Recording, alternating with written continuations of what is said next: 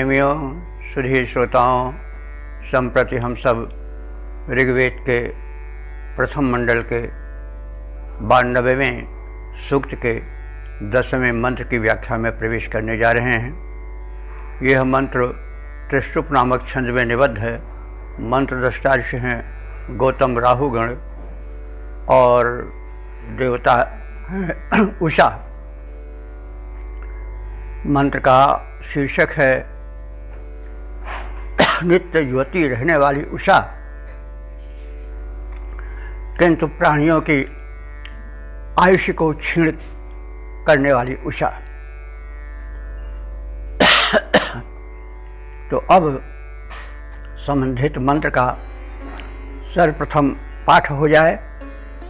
पुनः पुनर्जायमाना पुराणी समानम वर्णमभि शुंभमाना स्वघ्नीव कृत्नुर्विज आमिनाना मर्तस्य देवी जरयन्त्यायुः। शब्दार्थ से परिचित हो ले। उषा पुनः पुनः जायमाना, यह उषा देवी पुनः पुनः माने बार बार फिर यानी प्रतिदिन जायमाना उत्पन्न होती है। तो उषा का आगमन तो नित्य ही होता है, लेकिन वह पुराणी बहुत प्राचीन है, पुरानी है, करोड़ों वर्षों से वह नित्य आती है, इसलिए बहुत पुरानी है। लेकिन समानम वर्णम, लेकिन उसका जो वर्ण है, रूप रंग है, यौवन है, वह समान रहता है, ज्यों का त्यों रहता है। वह जैसे आज से करोड़ों वर्ष पूर्व दिखाई देती थी, वैसे ही आज भी दिखाई दे रही है। तो इसलिए उसका जो वर्ण है, रूप रंग है, वो एक ही प्रकार से चला रहा है, उसमें कोई परिवर्तन या पुरानापन या जीर्णता का आभास भी नहीं होता। और इस प्रकार से वो अभिशुंभ माना, शुंभ कहते हैं शोभा, और शुंभ माना माने शोभा वाली है, अभिमाने चतुर्दिक। इस प्रकार से यह उषा चतुर्दिक सभी प्रकार से युवती रूप में ही सुशोभित हो रही है। और उसका रूप रंग एक ही प्रकार का स्थायी रूप से दिखाई पड़ता है। इतना होते हुए भी वो उसका जो कृत्य है वो विपरीत होता है। यहाँ थोड़ी दार्शनिकता का समावेश ऋषि कर रहा है कि स्वयं तो वह करोड़ों वर्षों से ज्यों की त्यों एक ही रूप रंग वाली युवती रूप में दिखाई देने वाली आती जाती है, लेकिन वह प्राणियों के रूप रंग को, उनकी आयु को क्षीण करती चलती है। उसके लिए दृष्टांत दिया जा रहा है कि विजह, विजह कहते हैं पक्षी को, क्योंकि वियति आकाश में गमन करने के कारण उसको विज कहा गया है। तो विज माने पक्षी, कृत्नु माने कुतरने वाली, शोखनी कहते हैं चांडाली को, अथवा जो श्रीमार होते हैं, व्याध होते हैं, उनकी पत्नी को शोखनी कहा जाता है। तो व्याध की स्त्री शोखनी इव, व्याध यानी बहेलिए की पत्नी की भांति यह है। तो जैसे व्याध की पत्नी विजह माने पक्षियों के पंखों को कृत्नुह माने कुतरती है, बहेलिए की पत्नी पक्षियों को मारती है, पहले उसके पंखों को कुतरती है। तो वैसे ही यह उषा प्राणियों की आयु रूपी पंखों को कुतरती चलती है और इस प्रकार से उन्हें अंत में मार डालती है। तो और वह मर्त्य से आयु जरयंती, मर्त्य से माने मरणशील प्राणियों के आयु को जरयंती माने क्षीण करती चली जाती है। तात्पर्य यह है कि उषा स्वयं तो सनातन है, चिरकाल से अनंत काल से चली आ रही है और वह नित्य जन्म लेती है और समान रूप से ही दिखाई देती है। वो नित्य युवती रहती है, ना उसमें बचपन की दुर्बलता न वृद्धावस्था की क्षीणता आती है। उसके रूप रंग में कोई अंतर नहीं आता है, वह एक रूप रहती है। लेकिन उसका कृत्य इसके विपरीत है, वह प्राणियों को क्षीण करती चलती है और क्षीण करते करते अंत में उनको मृत्यु के घाट उतार देती है। यानी नित्य के नित्य व्यक्ति क्षीण होता जाता है और अंत में उसका प्राणांत हो जाता है। तो इसके लिए दृष्टांत ऋषि दे रहा है कि जैसे व्याधि बहेलिए की पत्नी पक्षियों के पंख को कुतरती जाती है, काटती जाती है और उन्हें अंत में समाप्त कर देती है, वैसे ही उषा भी अपने प्रत्येक आगमन के साथ साथ प्राणियों की आयु को क्षीण करती जाती है। तो इस प्रकार से इस मंत्र में उषा को नित्य यौवना बताया है और वह अपने आगमन के साथ प्राणियों की अवस्था को भी क्षीण करती जाती है। दिनों दिन व्यक्ति जो है वह क्षीणता की ओर होता जाता है, उसकी आयु घटती जाती है और अंत में वह शरीर को छोड़ने को भी वश हो जाता है। लेकिन उषा ज्यों की त्यों बनी है। इसके छंदोबद्ध रूप को देख लें। उषा है सनातन न नष्ट होने वाली कभी, उषा है सनातन न नष्ट होने वाली कभी, जग मंच पर बार बार आती जाती है, एक रूप रहती है अंतर न आता कभी, एक रूप रहती है अंतर न आता कभी, अपना समान रूप सबको दिखाती है, किंतु क्षीण होते जाते आयु दिन प्राणियों के, आती जाती साथ परिवर्तन को लाती है, और व्याधि जैसे पक्षियों के पर को कुतरती है, उषा वैसे प्राणियों की आयु को घटाती है, उषा वैसे प्राणियों के आयु को घटाती है। ओम ओम। वेद प्रेमियों, सुधी श्रोताओं, संप्रति हम ऋग्वेद के प्रथम मंडल के 92वें सूक्त के 11वें मंत्र की व्याख्या में प्रवेश करने जा रहे हैं। यह मंत्र त्रिष्टुप नामक छंद में निबद्ध है। मंत्र दृष्टा ऋषि हैं गौतम, राहुगण देवता हैं उषा, और इस मंत्र का शीर्षक है उषा अपनी बहन रात को कहीं छिपाकर अपने प्रेमी सूर्य के साथ रमण करती है। तो अब संबंधित भाव को भरे हुए मंत्र का प्रथम पाठ हो जाए। ओम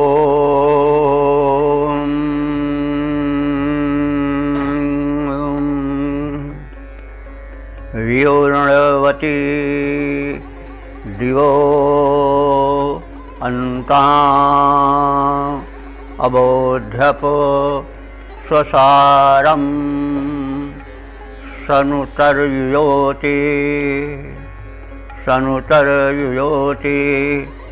प्रमिनति मनुष्या युगानि योषा जारस्य चक्षुषा विभाति।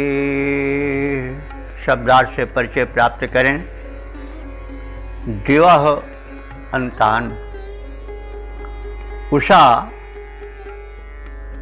दिवः अन्तान, दिवः माने द्युलोक अथवा अंतरिक्ष के अन्तान माने अंतिम छोरों तक पहुंच जाती है प्रकाश रूप में। और भी अर्णवती, और अंधकार को हटाती हुई, भी अर्णवती हटाती हुई अंधकार को।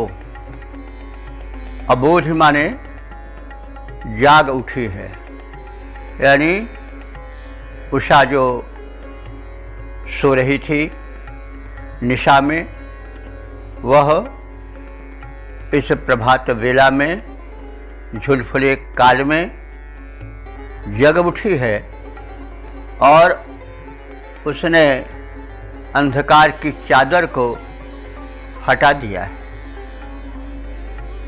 और फिर उसने क्या किया? स्वसारम, स्वसा कहते हैं बहन को, स्वसारम बहन को। तो उषा की बहन कौन है? निशा।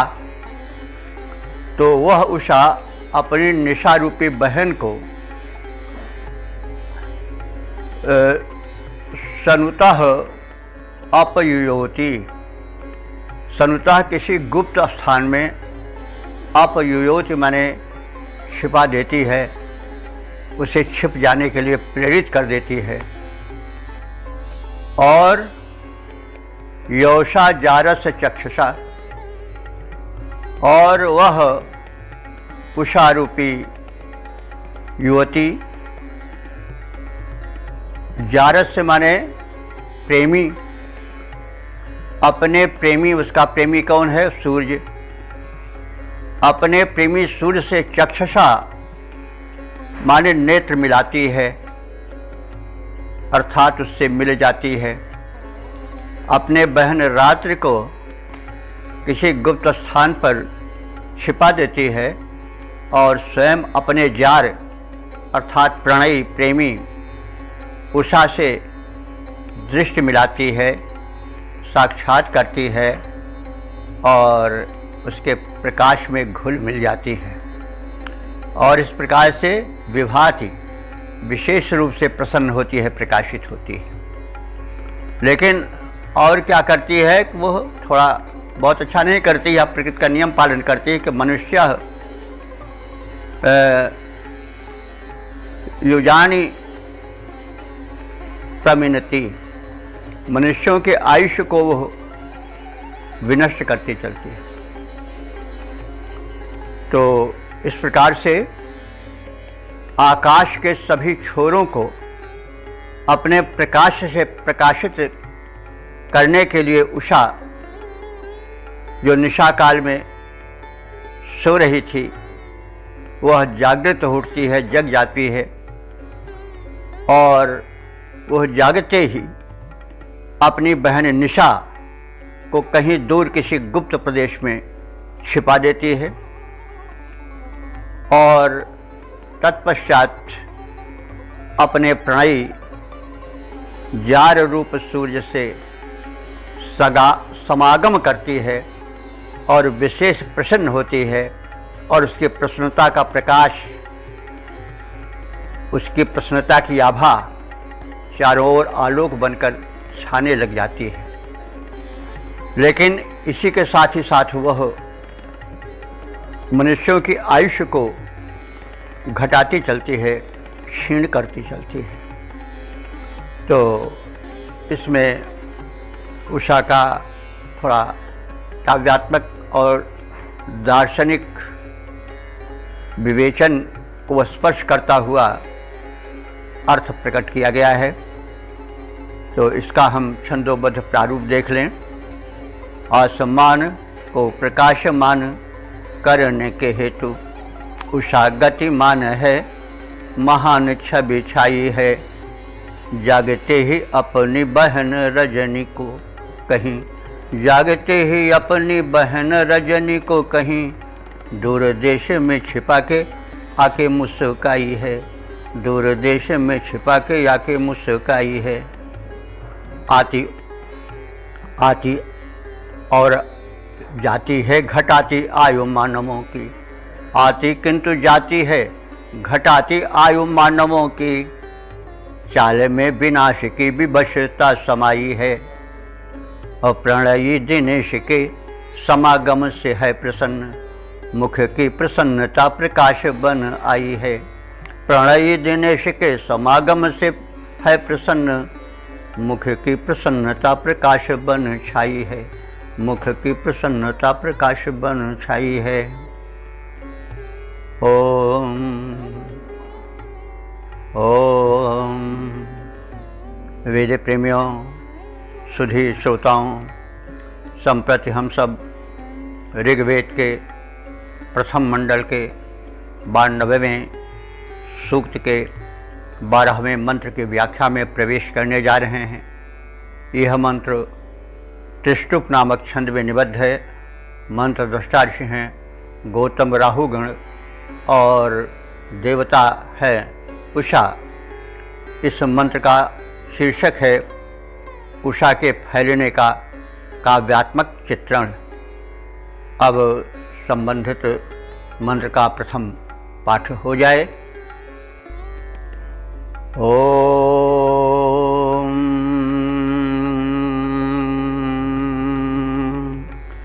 पशून्ना चित्रा सुभगा प्रथाना सिंधुर्नक्षोद उर्विया वैश्वैत अमिनति दैव्यानि व्रतानि सूर्यस्य चेति रश्मिभिर्दृशाना। शब्दार्थ से परिचय प्राप्त करें। उषा चित्रा सुभगा, चित्रा माने विलक्षण और सुभगा माने शोभा से संपन्न होकर आई है, और उसकी किरणें नीले आसमान में इस प्रकार से छा गई हैं। उसका दृश्य ऐसे प्रतीत होता है जैसे कि पशून न प्रथाना, पशून माने पशु, न माने समान, जैसे पशुओं के समान, प्रथाना माने चारों ओर फैले हों, मतलब जैसे चरागाह में चारों ओर गायें चर रही हों, फैल गई हों, वैसे उषा के आगमन के साथ चारों ओर सूर्य की किरणें आकाश में फैलने लगती हैं। प्रकाश चारों ओर विस्तृत होने लगता है, विकीर्ण होने लगता है। उपमा बड़ी सटीक है। चरागाह नीला होता है, आसमान भी नीला है, किरणें आभा चारों ओर फैल रही है।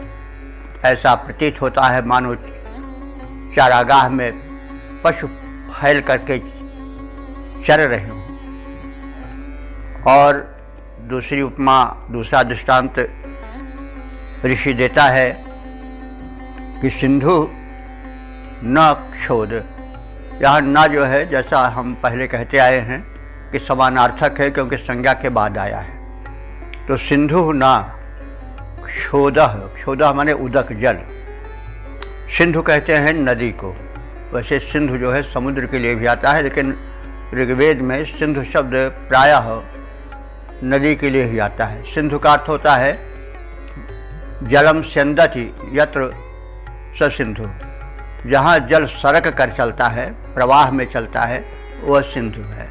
तो ऐसे सिंधु एक नदी के लिए रूढ़ हो गया है, लेकिन सिंधु जो है वो समान रूप से सभी नदियों के लिए जो प्रवाहमान हैं प्रयुक्त होता है। तो उषा की किरणें सर्वत्र जल थल नभ में पूरे संसार में फैल गई हैं। ऐसा प्रतीत होता है कि मानो समुद्र में बाढ़ आ गई हो और चारों ओर जल का प्रसार हो गया हो, वैसे चारों ओर प्रकाश का किरणों का प्रसार हो जाता है उषा के आगमन के साथ ही साथ। तो देवयानी व्रतानि अमिनति, तो वैसे तो जब बाढ़ आती है तो उस बाढ़ में अवरोध होता है कर्म का, लोग बाढ़ से रक्षा में जुट जाते हैं। लेकिन जब उषा प्रकाश का बाढ़ लाती है तो जो दैनिक क्रियाकलाप हैं वे रुकते नहीं हैं, और विशेष करके दैव्यानि व्रतानि, दैव्यानि कहते हैं दैवी देवताओं से संबंधित व्रत माने नियम कर्म, वे क्या हैं? यज्ञ आदिक।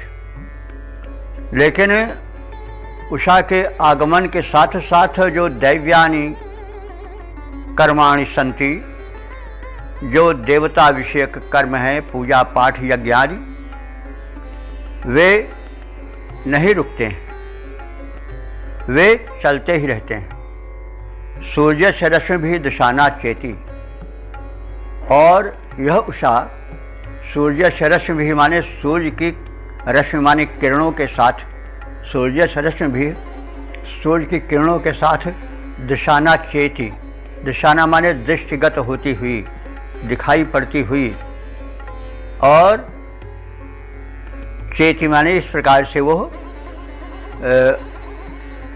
गमन करती रहती है। तो सूर्य की किरणों के साथ उषा गमन करती और अंत में अंतरिक्ष में ही लुप्त हो जाती है। तो उषा देवी विलक्षण शोभा से संपन्न है,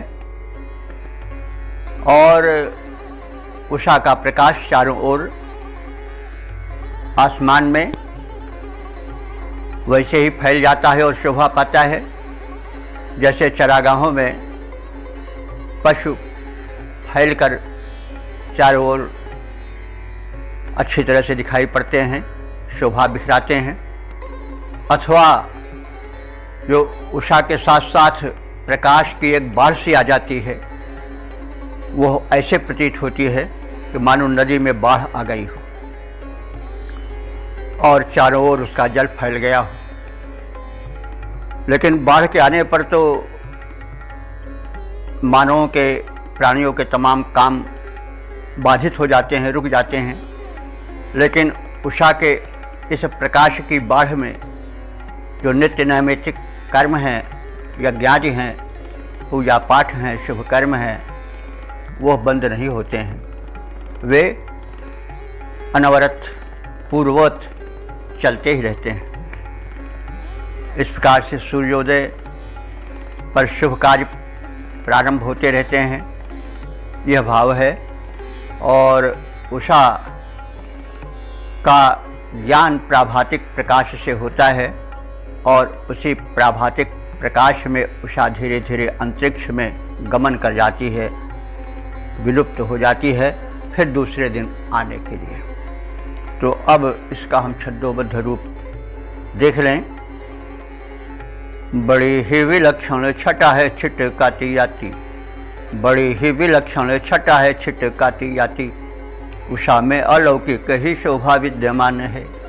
उषा का प्रकाश फैल जाता जब चारों ओर, होता है जहान इस भांति भासमान है। मानो पशु फैले चारागाह में हैं चारों ओर, मानो पशु फैले चरागाह में हो चारों ओर, बाढ़ वारी या की हो रहा प्रवाह मान है, बाढ़ वारी का या की हो रहा प्रवाह मान है।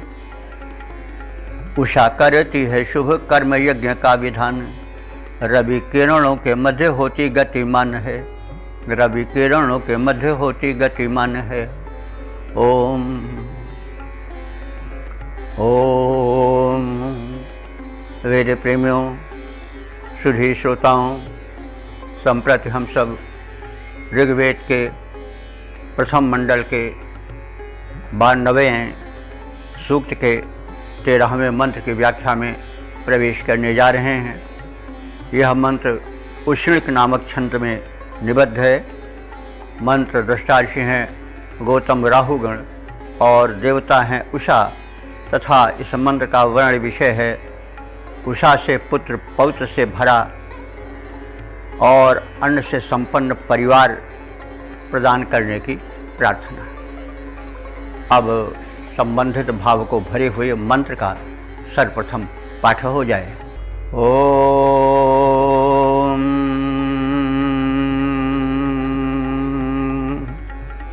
उषस्तच्चित्रमा भरास्मभ्यं वाजिनीवती येन तोकं च तनयं च धामहे। शब्दार्थ से परिचय प्राप्त करें। वाजिनी वती उषा। वाज कहते हैं धन को, शक्ति को, तो वाजिनी वती उषा का विशेषण बनकर आया है और बताया जा रहा है कि उषा कैसी है। उषा वाजिनी वती है, यानी धन धान्यों से संपन्न है। तो जो संपन्न है वही तो दे पावेगा, इसलिए ऋषि याचना कर रहा है कि हे समृद्ध उषा देवी, तुम हमें यस्मभ्यम हम लोगों को तत्चित्र आभर, वह विलक्षण उत्तम कोटि का अन्न धन धान्य भर माने भरपूर रूप से दो, हमारा घर भर दो। चित्र विचित्र यानी विलक्षण गुण धर्म वाले अन्नों से। ये न माने जिसके द्वारा हम तोकम तनयम च धामहे। तोकम कहते हैं पुत्र को और तनयम भी कहते हैं पुत्र को, लेकिन अब दोनों समानार्थी होते हुए भी दोहराए नहीं गए हैं, बल्कि तोकम माने पुत्र को और तनयम यानी पुत्र के लिए यहाँ पर तनय है, यानी पौत्र के लिए यहाँ पर अर्थ लगाना ठीक होगा कि हे उषा देवी, तुम धन धान्य से समृद्ध हो, संपन्न हो, हम सबको इस प्रकार के उत्तम धन धान्य से संपन्न कर दो ताकि हम सब अपने अपने तोकम माने पुत्रों को और उन पुत्रों के तनयम माने पुत्रों को यानी अपने पुत्र पौत्रों को धामहे माने विधिवत धारण कर सकें, अर्थात उन्हें भली प्रकार से भरण पोषण दे सकें। तो हे धन धान्य से समृद्ध संपन्ना उषा देवी, आपसे प्रार्थना है कि हम उपासकों को आप धन धान्य से, उत्तम वैभवों से, अन्नों से संपन्न कर दो ताकि हम सब अपने पुत्र पौत्रों का विधिवत भरण पोषण करने में सक्षम हो सकें और उस सक्षमता के साथ हम अपनी शक्तियों को लोक कल्याण में लगाएं, यह भाव अतिरिक्त रूप से समझा जा सकता है। क्योंकि जब मनुष्य अपने पेट के भरने में ही परेशान रहेगा, पुत्र पौत्र का पालन पोषण ठीक नहीं हो पाएगा, इतना धन नहीं होगा, तो फिर अन्य सत्कर्म लौकिक कार्य संपन्न कैसे हो पाएंगे। तो मनुष्य का धरातल पहले ठीक रहना चाहिए। और इसी को कहा गया है कि साईं इतना दीजिए जामे कुटुंब समाए, मैं भी भूखा ना रहूं साधु न भूखा जाए। तो हमारे यहाँ धन की यही कल्पना है। अब इसमें यह भाव कहीं नहीं आया है कि हम धन इतना पावें कि ऐशो आराम करें, विलासिता में जीवन बितावें, नहीं। हमारा पुत्र और परिवार भूखों न रह जाए, हम उसके अभाव से विपन्न होकर के उसी में जूझते न रह जाएं, वरन सामाजिक सेवा में अपने को लगा सकें और तदर्थ हम अभाव के दंशन से पीड़ित होकर न जिएं। लोक सेवा का समय हमारे पास मिले, यह आशय है। इसका हम छंदोबद्ध प्रारूप देख लें। उषा देवी हो प्रभूत अन्न स्वामिनी महान, उषा देवी हो प्रभूत अन्न स्वामिनी महान, देवी हमको विशिष्ट अन्न धन दान दो। और पुत्र पौत्र पूर्ण परिवार जो हमारा यह हृष्ट पुष्ट रहे, इस बात पर ध्यान दो। बने परिवार ना कुपोषण शिकार, अस्तु प्रार्थना है बार बार पुष्ट अन्न दान दो। भली भांति पुत्र पौत्र पोषण हमारे पाएं, हों समर्थ वैभव का भूरि अनुदान दो। हों समर्थ वैभव का भूरि अनुदान दो। ओम ओम। वेद प्रेमियों, सुधी श्रोताओं, संप्रति हम सब ऋग्वेद के प्रथम मंडल के 92वें सूक्त के 14वें मंत्र की व्याख्या में प्रवेश करने जा रहे हैं। यह मंत्र उष्णिक नामक छंद में निबद्ध है। मंत्र दृष्टा ऋषि हैं गौतम राहुगण और देवता हैं उषा, तथा इस मंत्र का विषय है उषा से स्वास्थ्य, ज्ञान और धन प्राप्ति की प्रार्थना। अब संबंधित मंत्र का प्रथम पाठ हो जाए। ओम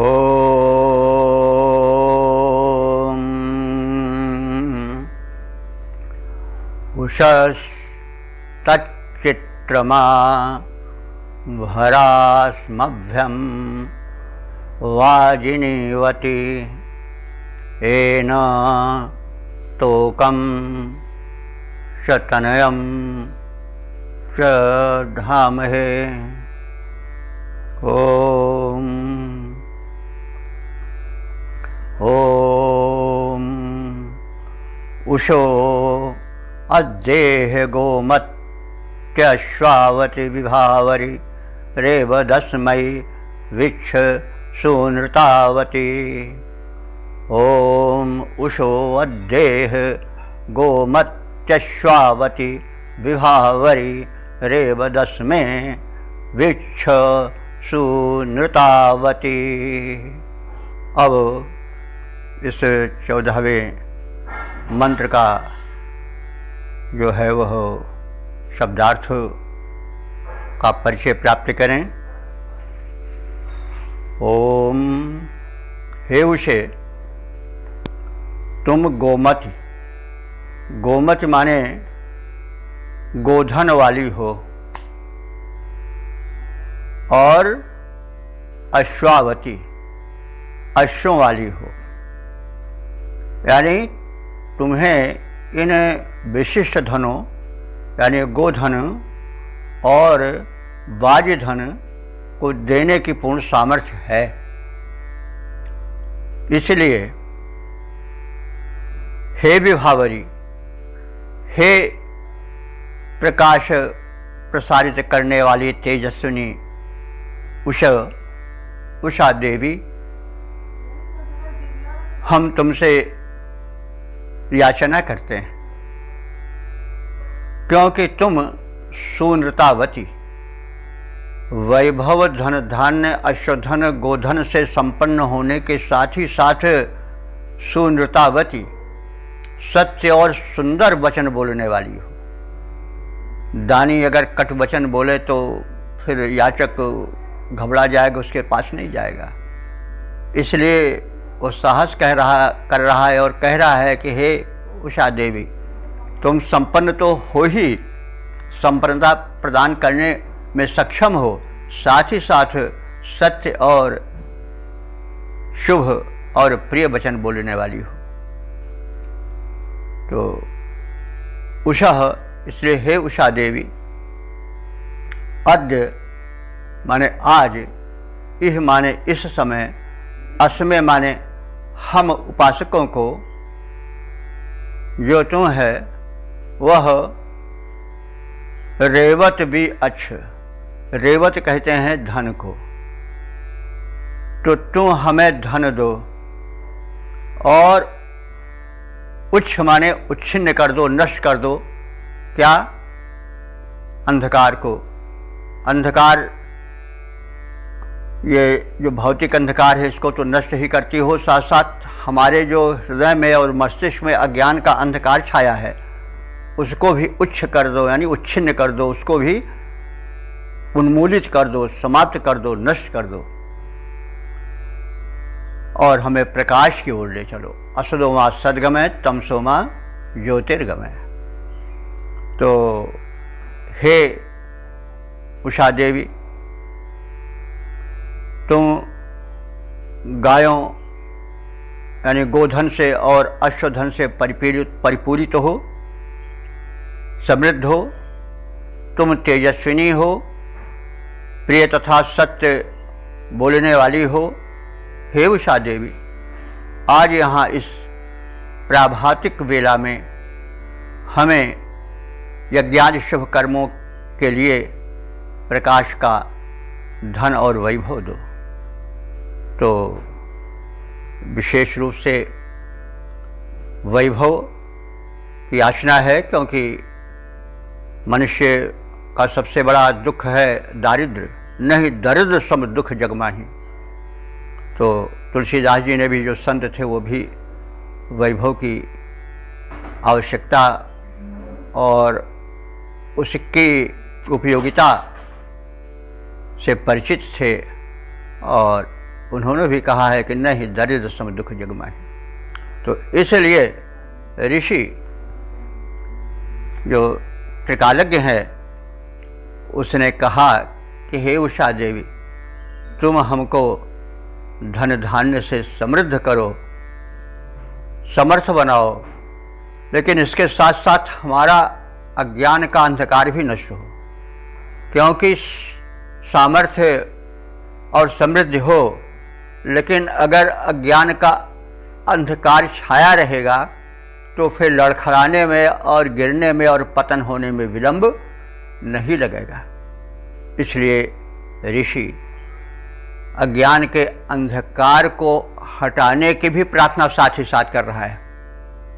वो उषा से सामर्थ्य मांग रहा है, धन धान्य गोधन गज धन से युक्त होने की अपनी प्रार्थना सुना रहा है, लेकिन साथ ही साथ प्रकाश की भी कामना कर रहा है, अज्ञान रूपी अंधकार हटाने की भी प्रार्थना कर रहा है। क्योंकि धन के साथ साथ ज्ञान, समझदारी, विवेक का होना परम आवश्यक है। तो अब इस जो है वह कल्याण के प्रसारण करने वाले मंत्र के संक्षिप्त शब्दार्थ और भावार्थ के पश्चात उसके छंदोबद्ध रूप से परिचय प्राप्त कर लिया जाए, उसे हमें ज्ञान इस बात का हुआ है सत्य।